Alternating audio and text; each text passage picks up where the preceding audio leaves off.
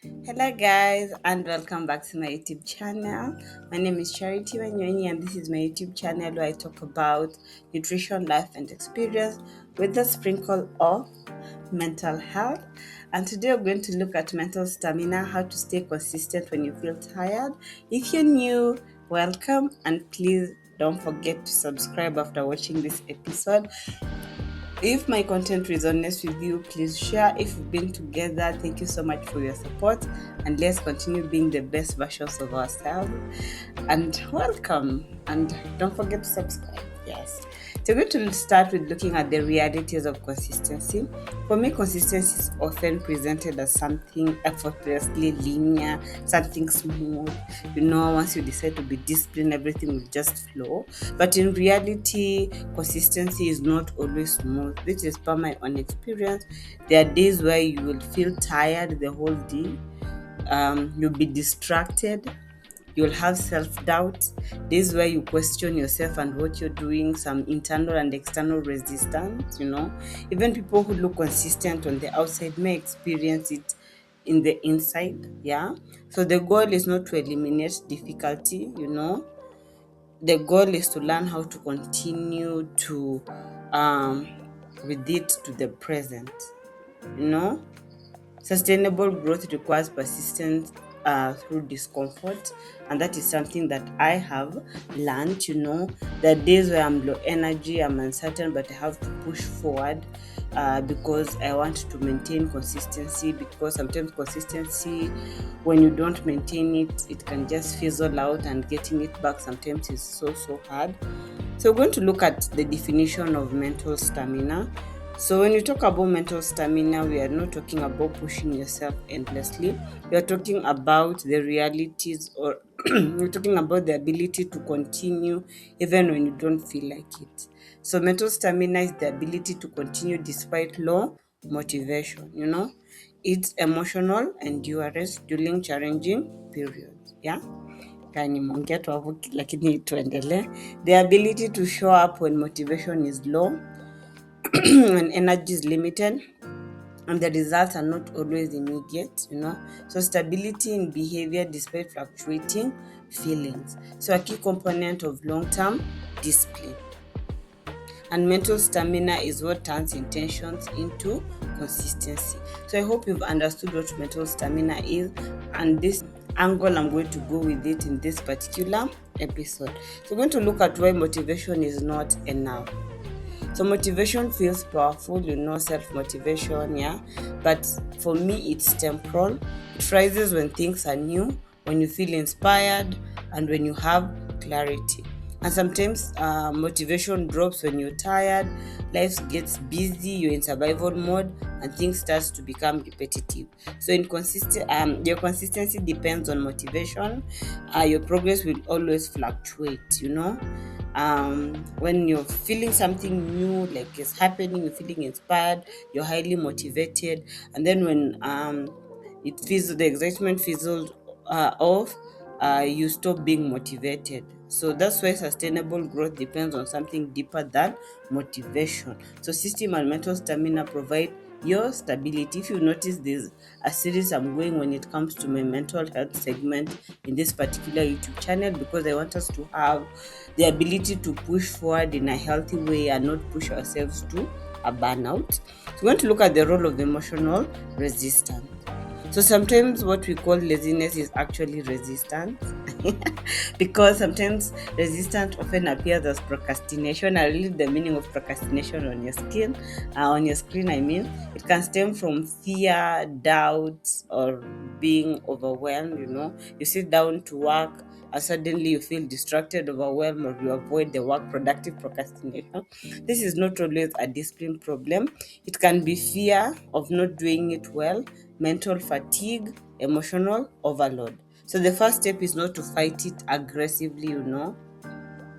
The first step is to recognize it clearly. So recognize your resistance so that you can be able to manage it. even when you look at how to manage your procrastination, they always tell you to recognize your procrastinating. Especially the productive procrastination. You're putting off things and doing other things. They are productive, yes, but what is immediate, you've put it off until the last minute. So you have to notice those patterns and capture it early so that you can now start building what you're going to look at in this particular episode. So we're going to look at the difference between self-punishment and just being disciplined.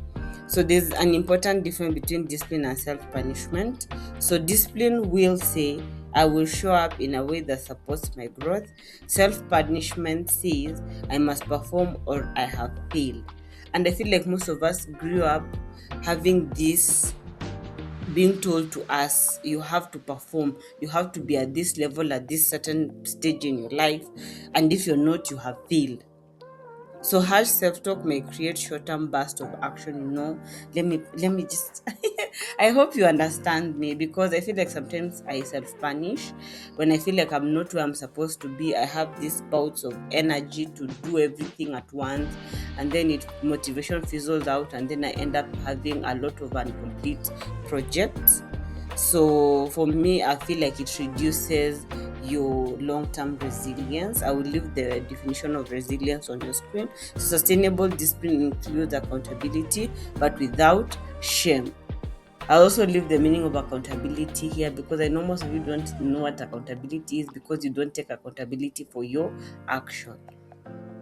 And have bolded sustainable discipline because it includes a lot of flexibility. There are days where you will want to do everything, and there are days where you will not have the energy to do it, and it's okay. I'm going to look at showing up on low energy days like I'm doing right now. It's so gloomy outside. I am just showing up the way I am. If you've noticed the past videos, I've just been showing up the way I am. So this is where consistency is really tested, because right now I'm being tested in ways I have never been tested in my 30 something years of living. You know, not when you feel strong, but when you feel tired. you know on this day, the goal is not perfection, and that is something I'm telling myself. It's presence. Like, I'm showing up the way I am. I'm low energy. I'm just feeling like I'm on survival mode, like I've been writing a lot on. You have to learn how to reduce expectation but keep the habit. So you adjust your expectation, but don't change the commitment you have of what you're supposed to do. So you focus on minimum viable action. So this is like you do 10 minutes instead of 1 hour. Like, this episode is not going to be longer than 20 minutes, so I've dedicated 20 minutes of my minimum viable action hours to record this episode. I have tried to talk about something I'm passionate about, so I've reduced the task complexity. I don't have to think about the fancy part of nutrition. And maintaining consistency even at my lowest level, because you've noticed every Tuesday since the year began, you have not missed an episode, because I told myself I will continue maintaining consistency. Whether I get the views, whether I get the subscription, I'm just going to still post a video, as I promised you guys, Tuesday 10 a.m. Yeah, so small action preserve momentum. Those don't there are days where you take the huge leaps. You remember the episode I talked about knowing your energy? In the morning you do the majority of the task, and then as you wind down or your less productive time, you still now do the minimum viable action. So for me, my morning time I'm tired. So I am trying in the morning hours where I'm productive, I do the minimum viable action, one action at a time, so that I still maintain momentum and not lose the consistency. I hope we've understood each other there. So I want to look at managing mental fatigue. And this is the worst kind of fatigue, guys, because mental fatigue is often real and the most ignored type of fatigue. Because mental fatigue reduces focus and decision making ability. Because right now, look at your low energy time of the day when you're tired. Your focus reduces. Some of you nap. Decision making becomes harder. When someone asks you something, you're loading before you respond, and everything becomes very heavy. This is why recovery is part of discipline. That's why I talk about demystifying rest. So breaks improve your cognitive recovery, you know. And rest is not something you earn after a burnout. That is something you have to be intentional about. Take a time of day or a day to just rest. And guys, we often don't talk about sleep a lot. Sleep is the most underrated lifestyle pillar, and I feel like it significantly impacts mental performance. Just look at someone who has not had enough sleep. They are very slow and sluggish. So sustainable system includes recovery period. So you plan so that you prevent mental fatigue.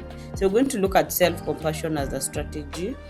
So we don't talk often about self-compassion in professional growth, but for me, I feel like it matters. I will leave what self-compassion is, the definition, so you can be able to understand.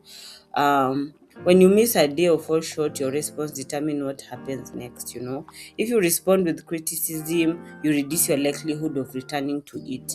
If you respond with understanding, you recover faster. Self-compassion is not softness, it's a strategy for consistent. Because I know some of us, when we say we're going to do something and we don't, we have that fear of failure. And when you have that fear of failure, you leave so many incomplete projects because you feel like I have failed. So when you learn the art of self-compassion, it reduces the fear of failure, and I feel like it encourages you to go back to the drawing board and strategize and come back and finish what you're supposed to do. For me, when I take a strategy and I feel like it's not working, I'm not ashamed to go back and say this is not how it works. Even if I manage any of your pages or create content for you, when I feel like it's not working, I will come back, go back to the drawing board and talk about how we're going to move forward. Because for me, it supports emotional regulation and strengthen my long-term consistency so that I don't stop what I am doing. So I'm going to look at avoiding the start over cycle. So one of the most common pattern is this: you miss one day and then you feel like you have to restart everything, and I feel like that is what some of us face.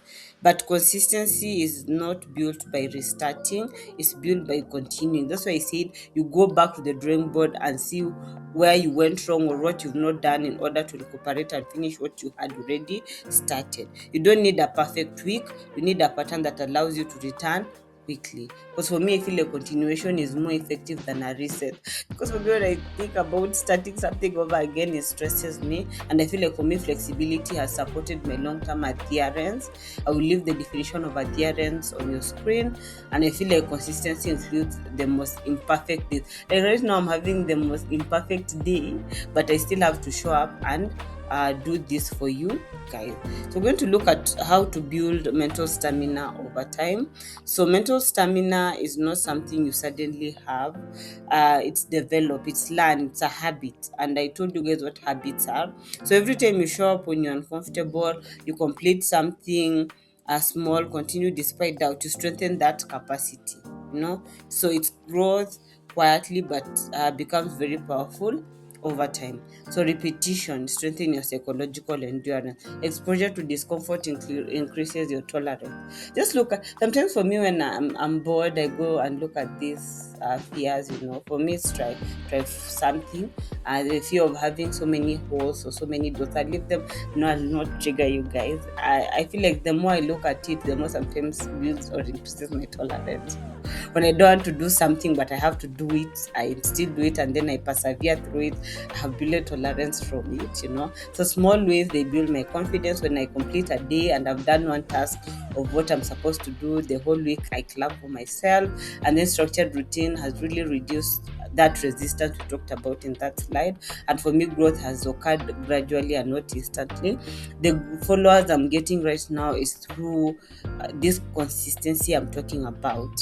Sometimes it's not easy, but you have to show up anyways. Yeah, so we're going to look at since you're developing mental stamina. So you continue even when motivation is low. You recover faster after setbacks. Very, very important. After setbacks, You tolerate discomfort without avoidance.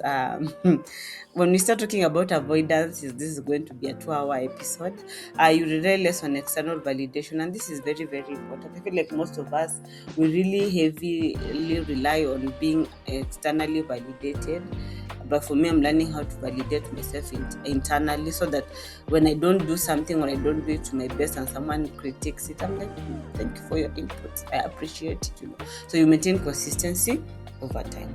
So as we finish this episode, I want to just leave you guys with this. I'm going to read on the screen. Discipline is not about feeling ready. Mental stamina supports sustainable progress. That's why I've bolded the whole sentence. Growth includes difficult and uncertain periods, and then consistency is built through persistence. Guys, be consistent.